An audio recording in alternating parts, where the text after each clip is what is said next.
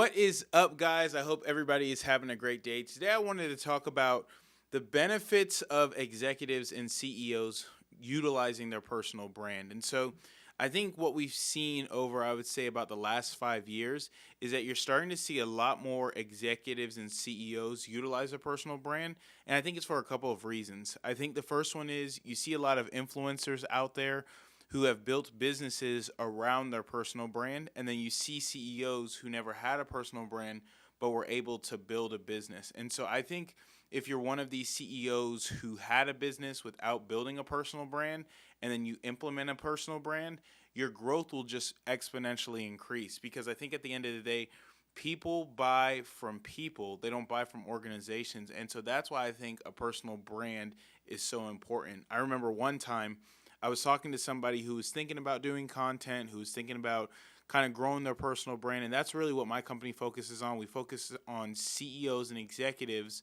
who need marketing for both their personal brand and their companies. And I was talking to this guy, and he was telling me, he was like, yeah, this guy is on Instagram. This guy is on Instagram. And, he was saying this standard social media influencers that we all know.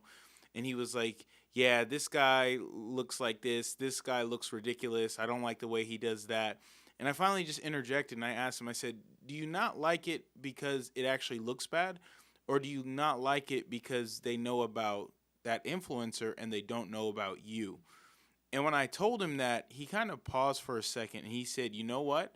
That might be a little bit a part of the equation. And so I think that when it comes to executives, I think they tend to bash social media, not necessarily because of the fact that they don't think it works. I think that they just have tried it and they haven't gotten the reaction like some of the social media influencers have. And so there's a couple things that if I were an executive or CEO of a big company, I would do to begin to promote my personal brand. The first one by far would be to start a podcast. I think in 2024, there are not enough podcasts for the amount of social media posts, blog content, and videos that are out in the marketplace. And so the great thing about a podcast is that you can establish authority in your industry pretty simple, right?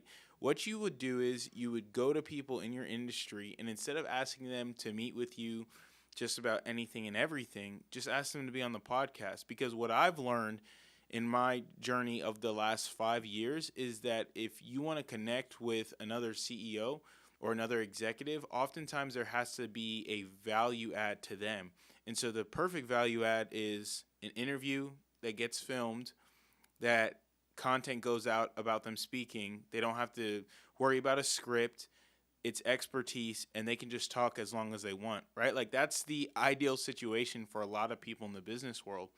And so starting a podcast would allow you to do that, and it would allow you to establish credibility in your industry as well, because you could be the hub of information for a niche industry. So, for example, if I was a medical clinic owner, not necessarily like a hospital, but like a preventative clinic, I would just interview as many people in that industry as possible. And then when people begin to get onto my podcast, I would create content that they could put out on their podcast as well. And the benefit to that is the fact that over time, more people would want to be on my podcast because of the people you've gotten on the podcast in the past. So if you're looking to promote your personal brand, I think that that's one way that you could do it. Another way to do it is through short form video. I know that with the executives and CEOs that we work with, I think a lot of times scripting out an entire video and having them read a teleprompter sometimes is a little bit gimmicky. But what you can do is if you get 25 questions, right, and you ask them each of the 25 questions and you just record their answers, all of a sudden they're able to display their expertise. And I think that that's a great way for you to separate yourself from others in your industry, right? Because I've heard Seth Godin say it once where he says that if you want to stand out in your industry, you have to figure out what makes you different, right? Like, for example, when it comes to the contracting industry, I hear the same thing over and over and over again. And here's what I hear. I hear my prices are not the lowest prices, but we do great work. Every other guy in our industry doesn't do good work, and we pride ourselves on customer service. And so if you were in that industry, for example, if those are the marketing points that you're using every single time, eventually you're just going to get flooded out in a saturated market. But if you were to figure out what makes you different, what type of culture do you have? How does your team do things differently than other companies? And you're to record that and you're able to put that out, all of a sudden people are going to get to know, like, and trust you through the content that you put out.